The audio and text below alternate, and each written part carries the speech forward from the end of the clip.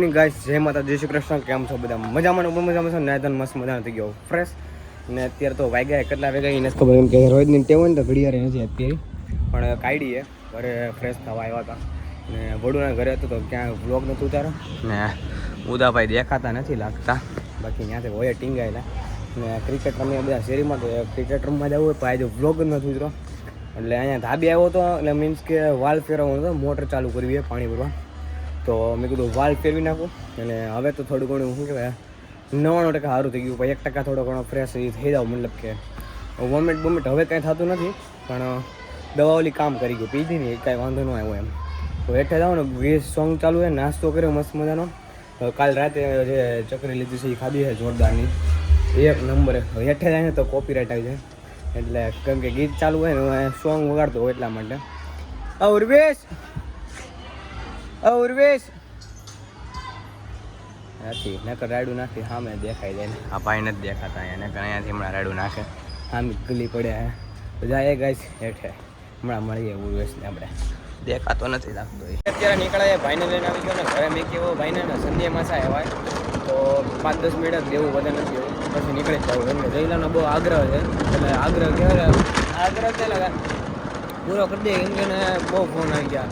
9:10 આવ્યો, પછી 5 મિનિટ પછી પાછો આવ્યો, 5 મિનિટ પાછો આવ્યો, 10 તો વાગી ગયા. એટલે શરદી જેવું થઈ ગયો નાકમાંથી. એમ કે શરદીનો માવો ક્યાં જવું હતા. આજે ગોપાલભાઈ ગયા ક્રિકેટ બોક્સમાં, હું દઈને કહેતા હતા આવું હોય, હું તો કે નતા આવું એ કે.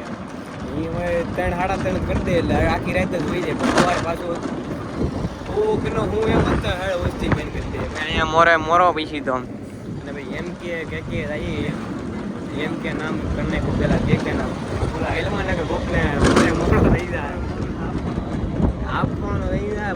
મોરો પૈસા આવશે, મોરો થઈ જાય.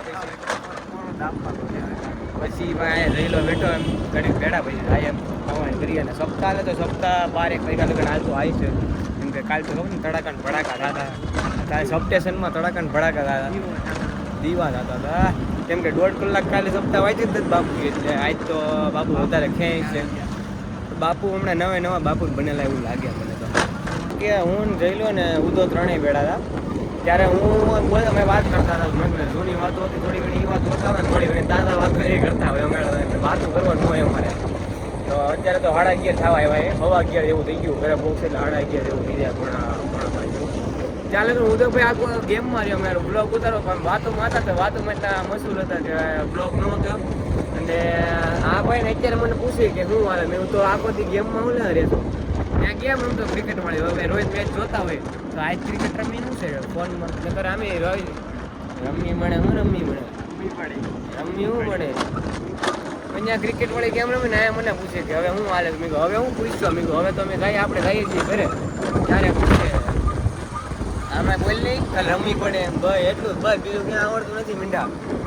હે ગાય આને હે ને હું છે એટલે મેં ગાય આને એને મારે હવે તમને નથી કેવું. પાછું એકવાર બોલ્યો એટલે આવી ગયો.